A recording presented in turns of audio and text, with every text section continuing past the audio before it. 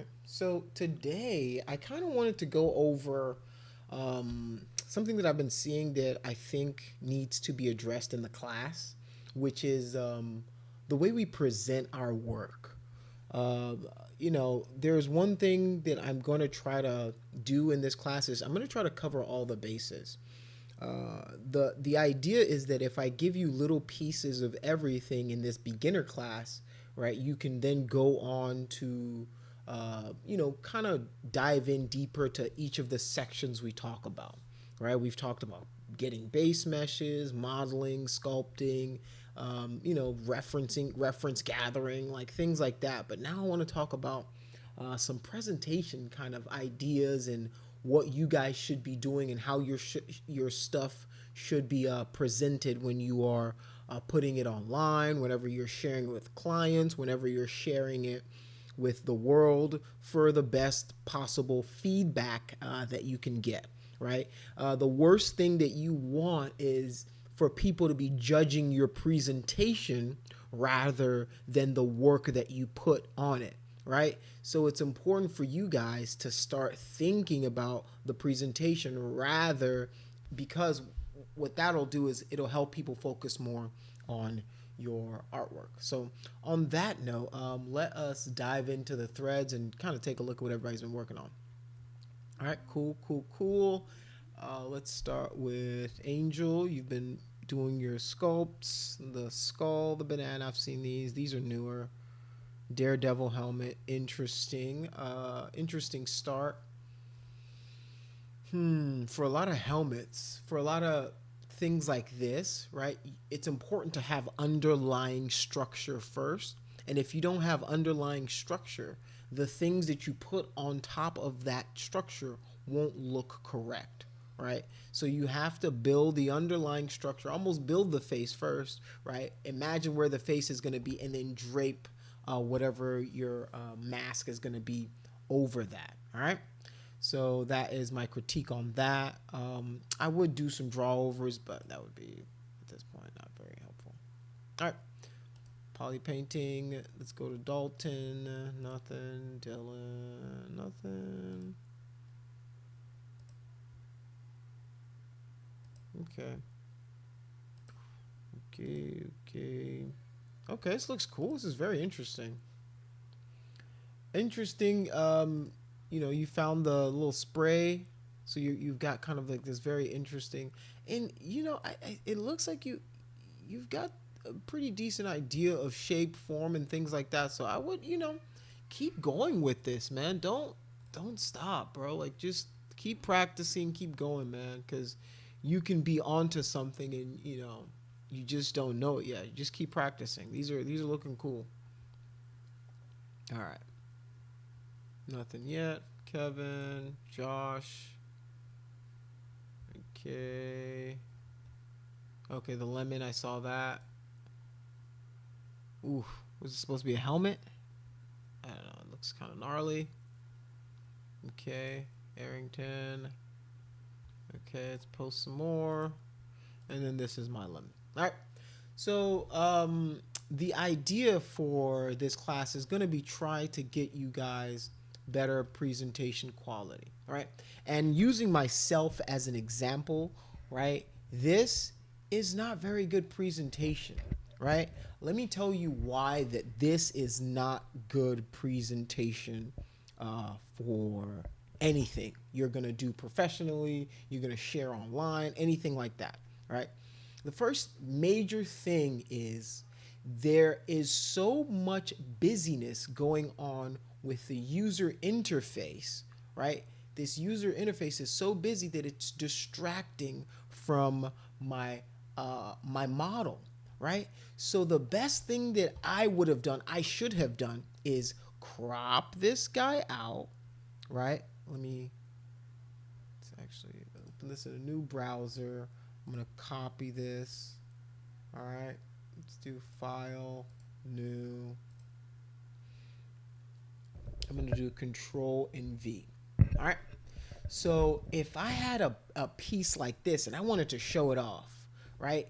The things that I'm doing in my thread right now aren't conducive to showing off the work that I've done. All right, so if I had this and that, I want to show this off. Let's open it up. I'm going to copy this again. And then I'm going to go in my Photoshop and I'm going to Control V this. All right. So to present something like this, what you guys need to start getting in the habit of doing is understanding some of the terminology around the work in progress. All right. So let's isolate our models. All right, so the first thing I'm going to do is I'm going to isolate this guy. So I'm just going to grab my marquee selection right here, grab my marquee, all right, drag it around the character, right, figure out a way to make sure the only thing I have selected is my character, all right, and then I'm going to, boop, just like that, add a mask to it. All right, I've added a mask to my model. Now I'm going to move this guy over. Now I've got this nose that I want to work with. Now let's hide this top layer. All right. And I'm going to do the same thing. I'm going to drag that marquee selection around just the gray area, isolating just my model. All right. Presenting something like this is not good, right? You can't just be like, "Ooh, I did it. I've isolated it." This is still distracting. So the next thing you're going to want to do is, right, you're going to hit Alt on the keyboard, select the color, right? So maybe I need to go to B first for brush, then Alt, click on the gray area that I want. The reason it wasn't selecting is I had the mask selected and I was trying to select it, wasn't selecting. But if I go to my image and I select, now you can see that it's populated that gray color in my foreground and background. And to toggle between these, all I have to do is hit X on the keyboard between my foreground and my background color. All right. So now on my foreground color, I'm going to go below it to my background layer, apologies. And I'm going to hit this plus sign. And what this is going to do, it's going to add an empty layer for me. Now that I've added this empty layer, I'm going to hit G on my keyboard. What G does is it brings up the paint bucket, right? I can either go here, which is right here, or I can hit G on my keyboard. Now that I've got my fill bucket, my paint bucket selected, if I click right on there, and I know you guys probably know how to use Photoshop, right? I don't want to be that guy who's like, oh, some people don't know how to use it. So I like to do a quick refresher so that you guys kind of understand what you guys should be doing at the most basic level. All right. So now I've got this in my foreground and my background. So now whenever I bring in my models or whatever, the background matches no matter what, right? So now no matter where I move this to, it looks like it belongs here, like he belongs in the scene. All right. So another tool inside of Photoshop that you can use to make your models more aligned together, look like they're on the same plane is you want to make sure that things are sitting on the same plane, right? You want to make sure that, so like sometimes I use rulers and guides and stuff, and you guys can see those little pink lines that show up. Those are my guides, right? It guides the model or the image and allows me to know, okay, this is centered with this, it's aligned to that, right? So I can use that as a tool as well. Which I'm going to do is now I'm going to select both of these, right? Let me do an exaggerated version so you see what I'm saying, right? Imagine if I've got this guy right here and this guy up here, and I want these guys to be aligned with each other on a horizontal axis or a vertical axis. All right. I would just select this guy up here, right? I've got my selection selected. I've got both items selected. If I go up here and I hit this guy, boom, it's going to align them so now they are centered with each other. It also brought it back down because what it's doing is it's averaging the distance of both, and then it's aligning them to wherever that center is. So now all I've got to do is hold down Shift, and I'm pulling these guys up till I see this pink line right there in the center, which tells me now that is the center line of my image, right? These things are very important, right? There are a lot of people, a lot of artists that their eyes are super, super, super sensitive. So, and when I mean by sensitive, I don't mean that like their eyes are sensitive to light. What I mean is they are sensitive to pixel information. I had a teacher that could look at my image and say that image or that website or that whatever that thumbnail or whatever that you know font is, it's like 3 pixels off, and he will literally bring up the image in Photoshop and then go literally into the pixels and say, hey, look, these 3 pixels are off. Like, that's the level of detail that you guys have to start getting to. That's the level of neurosis almost that you need to do to really be to get good at this stuff. Is you have to notice those little details. If a pixel is off, your eyes should be able to tell and draw right to it, because you know what, the experts in the industry, their eyes will draw to whatever the biggest mistake is. They will find it and they will expose it and critique you for it. So you have to be your own worst critic. Imagine all the horrible things people could say about it. Say it to yourself first and then go fix it, right? Fix it, fix it, fix it. Say all the things that you know. Okay, the nose looks a little weird. All right, the ears look a little funky. Maybe I could work on that. The nose, you've got to be the one that is hyper focused, hyper critical of the stuff that you're doing and putting out. The reason is because the world is already out there, right? The people who are going to see it, the bosses, the critiquers, the fans, everybody's already out there. For you to put stuff out, you need to make sure before it leaves your lab, before it leaves your office, before it leaves your business, you have put your stamp of approval. This is my mark of excellence, right? So that when people look at your artwork, they go, that's Ty's work. That's this person's work. That's because it already has a feel. It has an emotion. It has a brand. It has everything that it needs to kind of stand on its own. So you guys need to start paying attention to little things like that. I'm not going on a rant to just to crap on anybody, right? I'm pulling up my own work and kind of going through like, this is what I did wrong, right? I'm not gonna pull up any of you guys' stuff because you guys probably see it all the time. But let me pull up mine just to show you that I will go through my own stuff and be super critical as well, because it's important, right? If you can't be honest with yourself, how do you expect other people to be honest with you? All right, so be honest with yourself. If your work doesn't look good, nobody's saying you're a bad person. They're saying it just doesn't look good, so you have something to fix, right? That's how you guys should be taking these kind of critiques.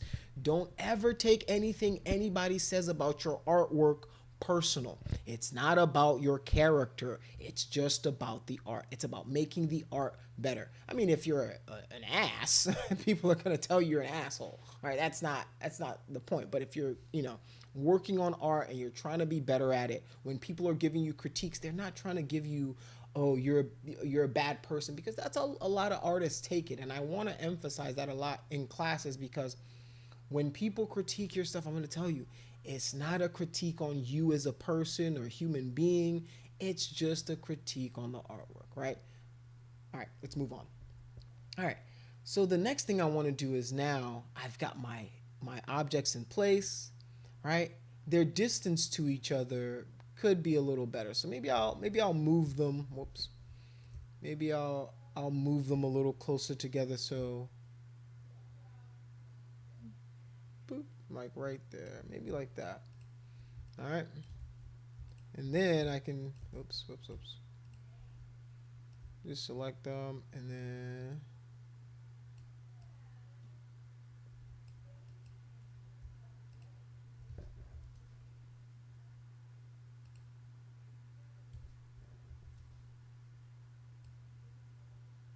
all right. See, now I know, because of this pink line horizontally and vertically, that it is now in this dead center of the image, right?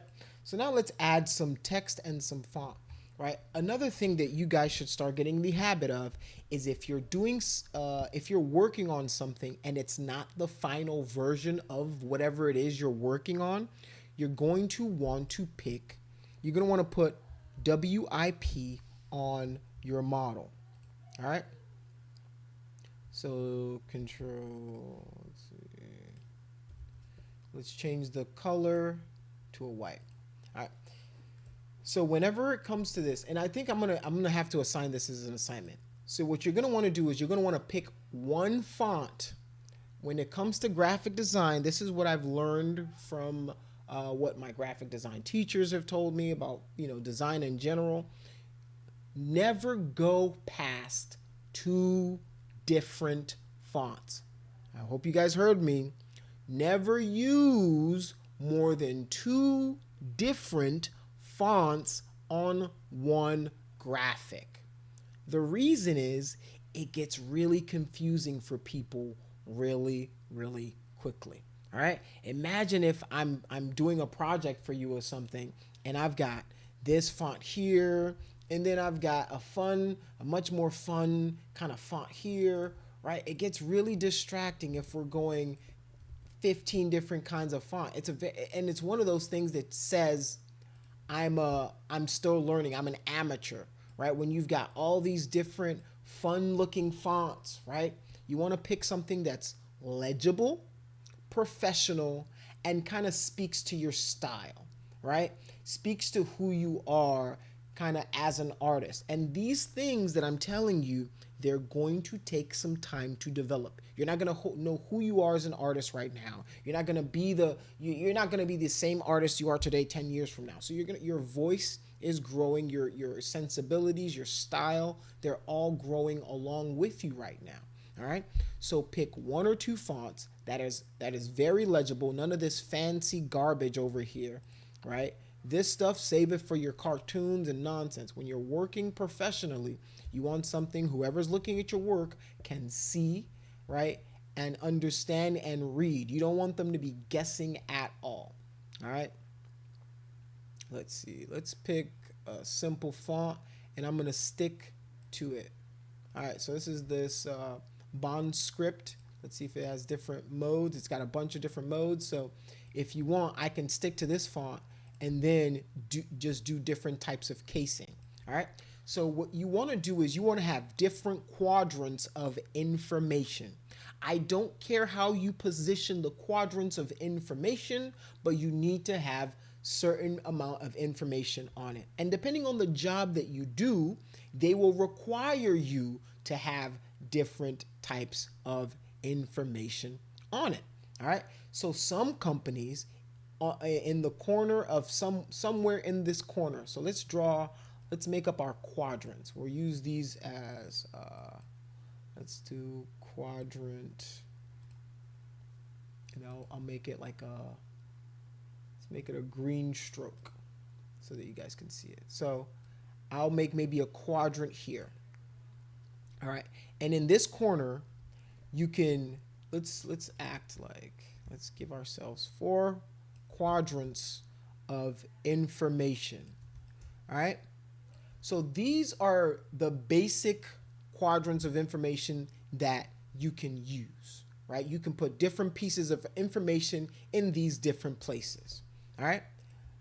If you want to go a step further, you can also utilize the center of the screen as well. All right, you can utilize this as an information kind of hub. All right, so you've got all of these quadrants that you can put information in. Right, so now it's up to you to kind of fill it in however you like. All right, so the basics of the information that I'm gonna put in are my name. All right, so let's start with my name. Fatai Bawaye. All right, let's make it black. Boom. All right, so now I can pick any of these quadrants to put this information in. So I'm going to put Fatai and let's do the class. Let's do sculpting 1. All right.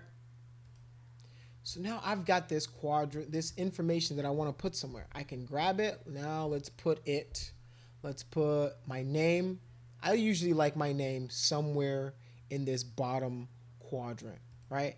And these squares are a little big, right? So I would, oops. Like that. Something like that, right? You want to put it kind of like in this area where it's not obstructing your model. All right. And they can, depending on what the information, so I can put, boom, my name there. All right. And then what I like to do is somewhere on it denote whether if it's the final, the work in progress, something that needs review, right? So I'll do WIP, which stands for work in progress. You can write out work in progress, but most artists and visual directors or whatever, they know what WIP means, right? So I've got that. Over in this corner, I might put a reference image. All right. So reference image for what I did, right? Because sometimes what you're asked to do is I need you to take this model and then recreate it in 3D. So the first thing that people might want to see is, all right, this is what I'm going for. So let's pretend like I have and I did kind of use some reference, but very loosely. So let's go to our resources. I'm gonna find where's our anatomy stuff. I had a bunch of anatomy stuff somewhere. Anatomy for sculpture. That's where it is. All right. So let's pretend like I have like a guy's face. Or there we go. Let's see one of these guys. I think.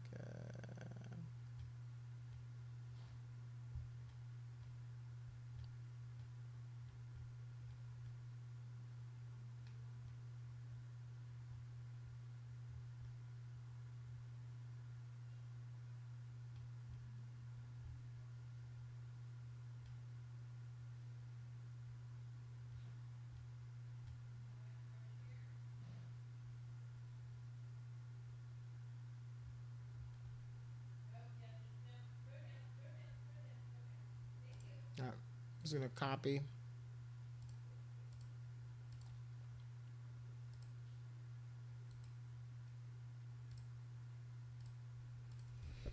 And paste this here. All right. I'm gonna pretend like, okay, so this is my reference. I'm gonna place it right in this corner. So now, whenever whenever whoever's looking at it, judging it, critiquing it, right? If my art director needs to say, all right, they don't want to have to pull up the model or the reference image on another screen.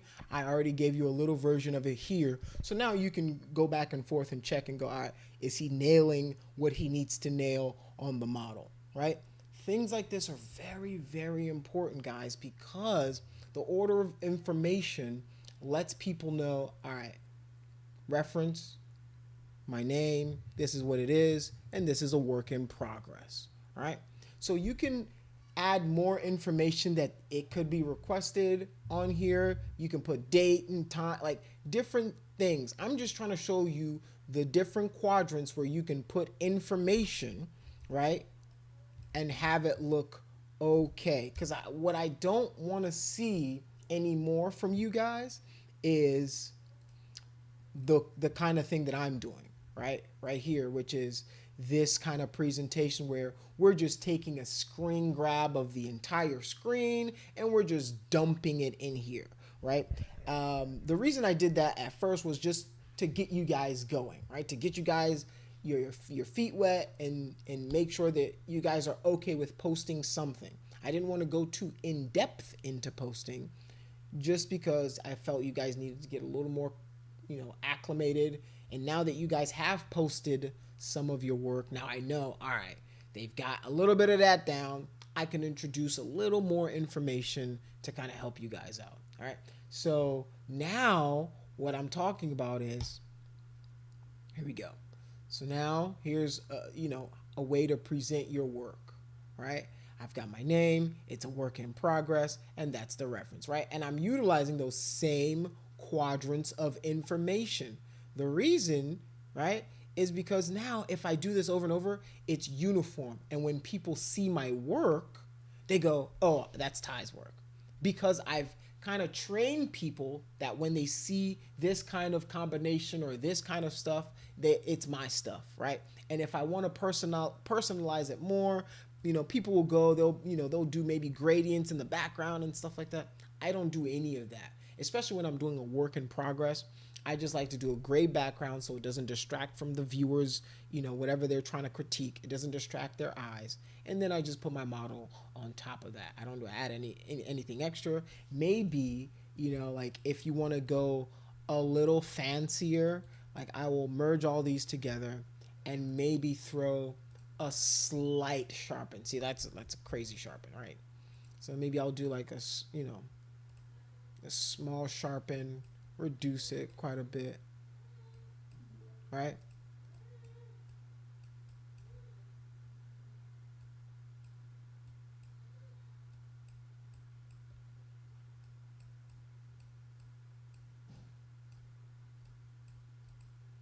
I mean, the it's negligible to see on the screen, but it's doing something. I assure you. All right, so you want to do something small, uh, you know, like that. All right, so that's pretty much what I would do. Then if you're not going to use any of these quadrants of information for anything, right? Then you can hide them, right?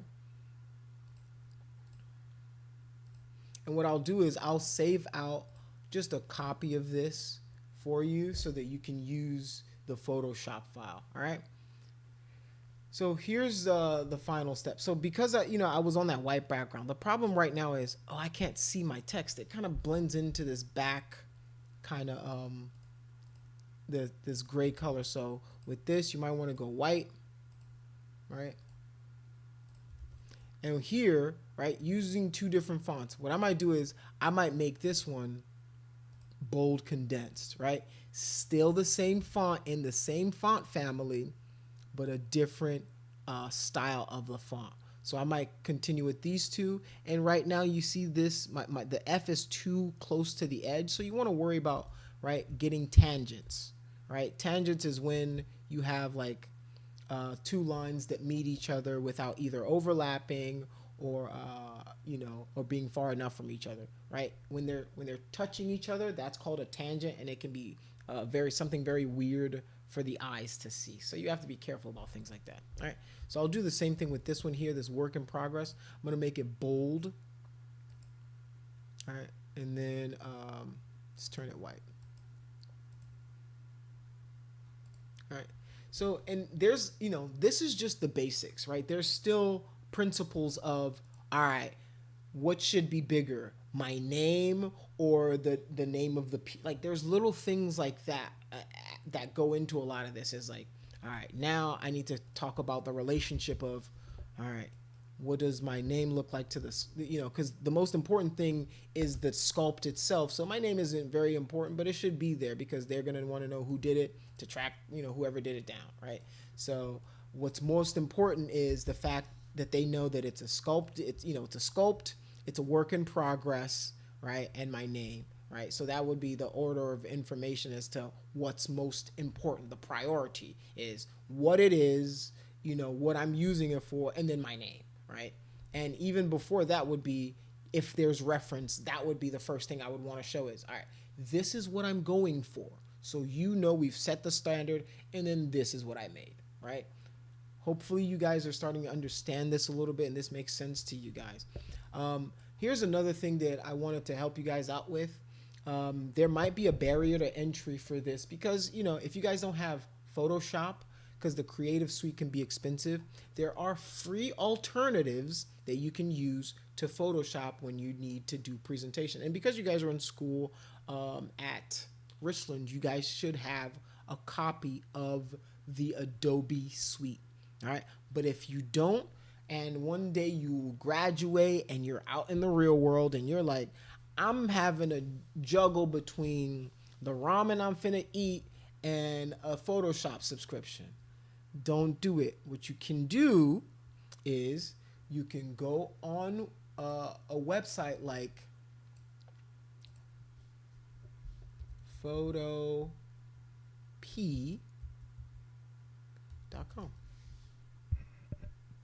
So Photop is essentially, it's a free online editing software which supports PSDs and all these other formats. I'm not going to read off the formats to you, but you guys can see all of the formats that that Photop supports. So if I saved out that Photoshop document, you guys can then open it in Photopea. If you have internet access, it allows you to open all these types of files, and you can work it like it is Photoshop, right? Let me show you guys a demonstration.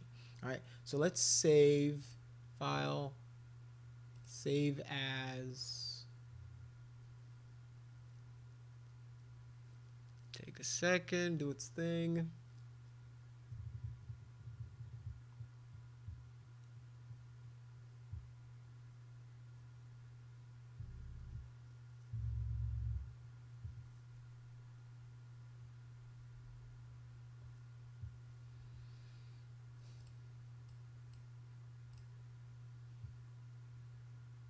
Let's call this presentation test.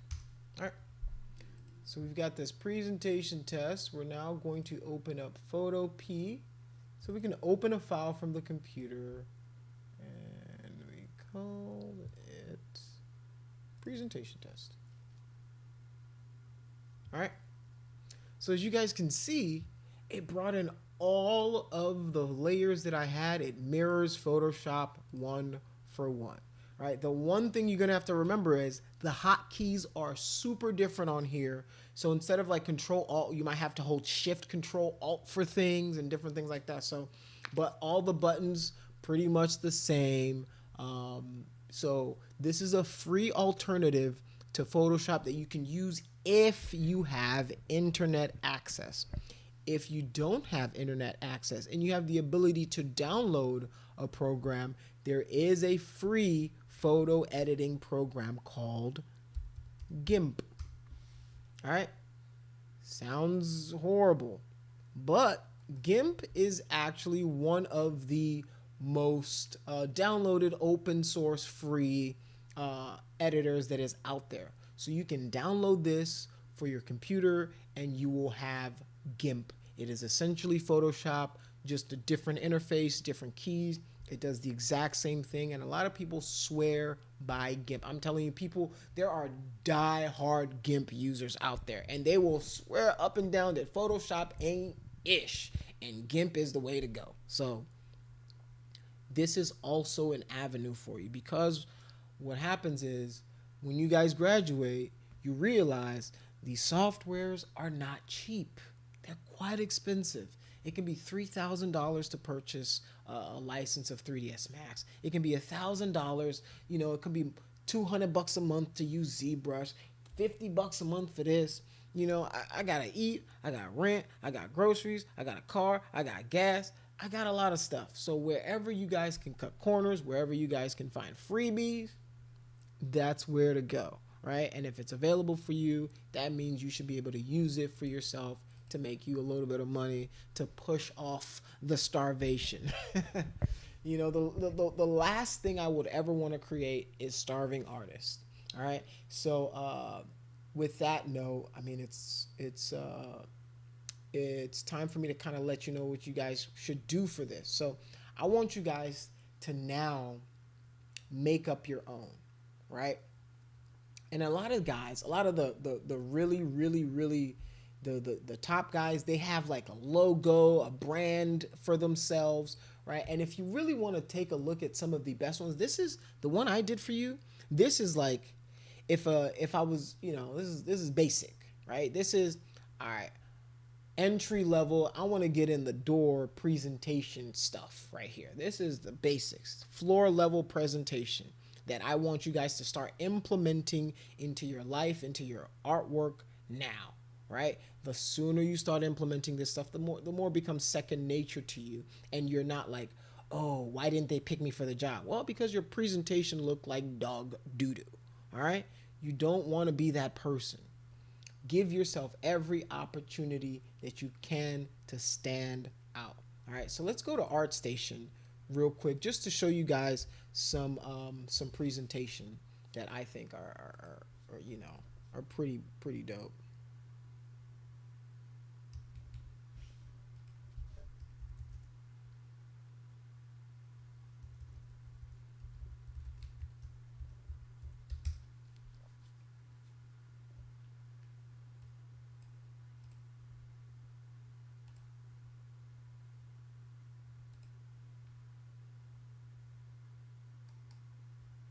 Okay.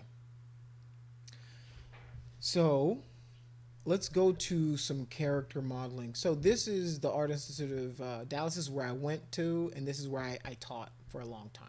All right. Some of my stuff might still even be up here somewhere. All right. And a lot of these people were my classmates. So I know a lot of these artists professionally and personally. So here's what I'm talking about. Right. You see, he's got his name right there. He's got the character there in four different turnaround poses. Right. Very simple. You want to show the character. You see how very little negative space exists, right? You see the quadrant of information right there. Boom. And then media arts and animation, where you can find the work, right? Hopefully, I want you guys to go through some of these to see what people are doing, what you can do, what you have available to you. These are super cool, right? This one is a cool presentation because it's the entire model and then the work in progress, right? The shots, right? This is a breakdown of how they got to where they got to. This is the concept. This is, all right, I did some Dynamesh for the cloth, brought it in, right? This this is the kind of stuff I'm talking about.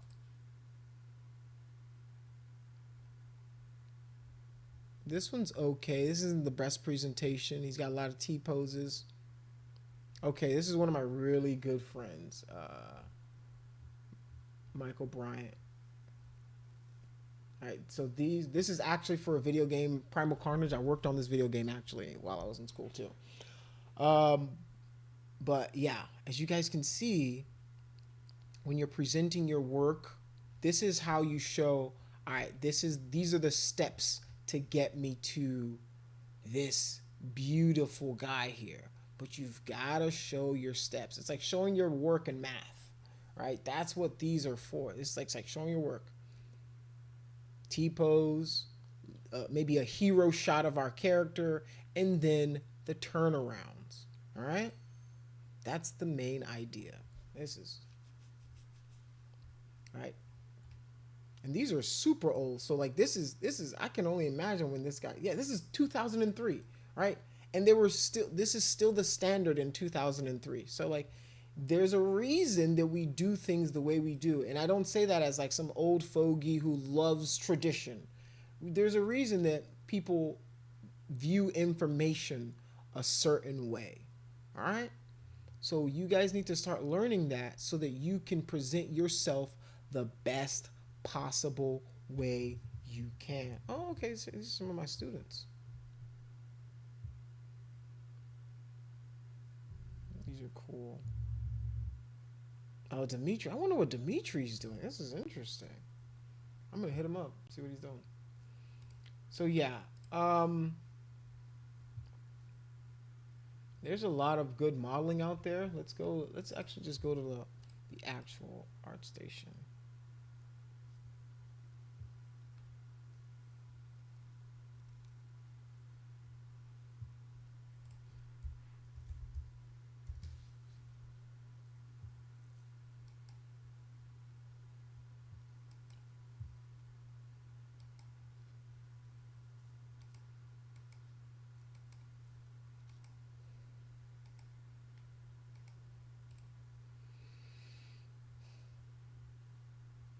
And some of these guys do some really gorgeous work. All right. So these are just some work in progress. These are sweet. Yeah. Those are brush packs. Myself or something. Just I'm guessing this guy's doing a sketch. Very interesting sketch. All right. Exploration. Right. This is presentation is key. Like you're gonna want to hire this person. Like I look at this, I'm like, oh, this person knows what they're doing, right? This person understands composition. Like they're testing out their design. I can look at this and be like, oh, she's testing out helmets here, or the artist. I don't know if it's a guy, Fabio. It's a guy. He's testing out helmets. He's testing out hair, right? The reason I know is because of how he laid it out, right? Oh, designing guns, trying to see what they look like left. It's It's all about presentation, presentation, presentation, presentation. You see what he's doing? He's got this black bar going across, and that's his thing now. Like, that's the thing he does for these guys to make them all unison, right? You want to do that. And you can tell that, like, a lot of this stuff is photo bashing, right? I don't know if you guys know what photo bashing is. It's like when you take images from different things and then you make it together to make something cohesive, like a concept art or something like that. So that's what he's doing. He's doing photo bashing.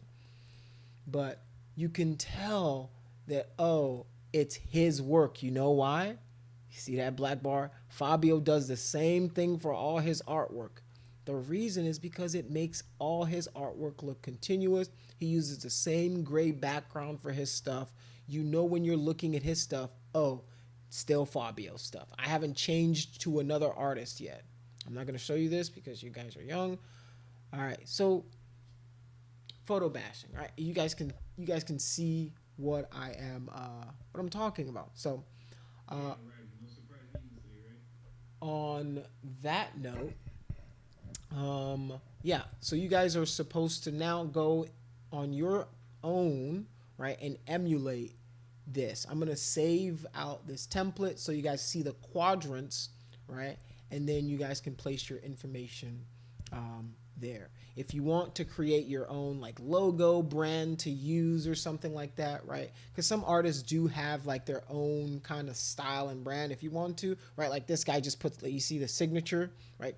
Different artists do different things, right? Some people do signatures. Some people have like a brand they do. Do you make it you? But I want you to keep that same style for the rest of the semester, right? From now on, whenever you post, you want to post the exact same way. Save that as a template background. Once you make one, right, save it out and put it for yourself. So now from every time you're going to post something, you can just drag out that same template and then throw your models on it, right? Even if you have your name, everything all in place one time so you don't have to move it again for the rest of the semester, do that for yourself now. What that does is it's going to keep you in the habit of making things uniform, making things look the same, and kind of get you on that path of becoming, somebody who when they look at your presentation, they're like, "Ooh, this guy knows what he's doing." So if you guys have any questions for me, ask away. If you don't, you guys are free to go. You guys know what you're supposed to do. Check on the site on Brightspace for your homework, and I will post this up on YouTube and for the Discord and on the Discord and in Brightspace as well. All right. Let me know if you guys have any questions. It's your boy Ty, and this is Character Sculpting 1.